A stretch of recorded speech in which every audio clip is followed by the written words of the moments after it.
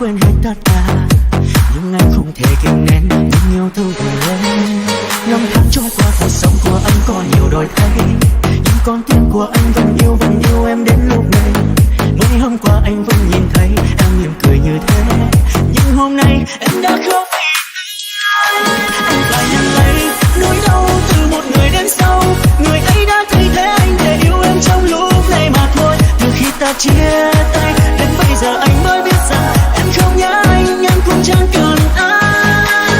Dòng cảm xúc của em viết trong thời gian qua, em viết cho ai mà anh cứ ngỡ cho anh. Em ơi anh đã làm thật rồi, hai ta kết thúc lâu rồi, và em không còn yêu anh.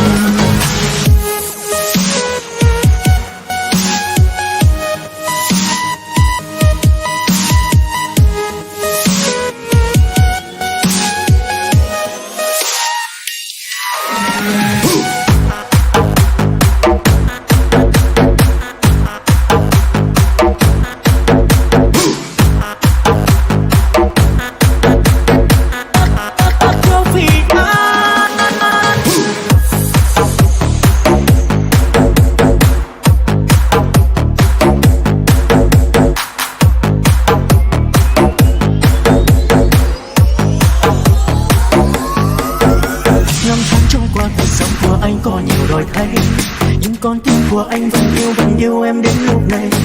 Mới hôm qua anh vẫn nhìn thấy em mỉm cười như thế, nhưng hôm nay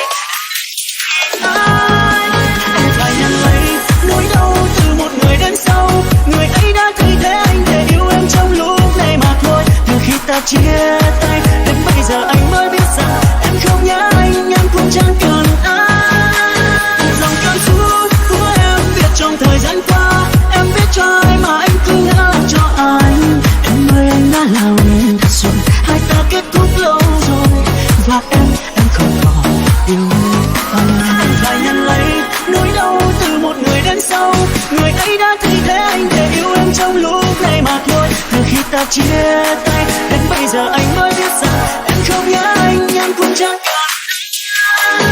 Dòng cảm xúc của em viết trong thời gian qua, em viết cho ai mà anh cứ ngỡ cho anh. Em ơi anh đã làm thật rồi, hai ta kết thúc lâu rồi, và em không còn yêu anh.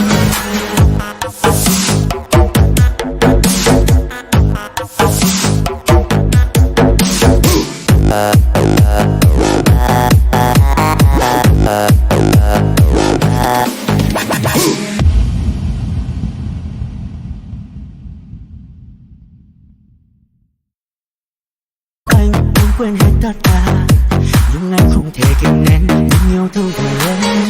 Năm tháng trôi qua, cuộc sống của anh có nhiều đổi thay.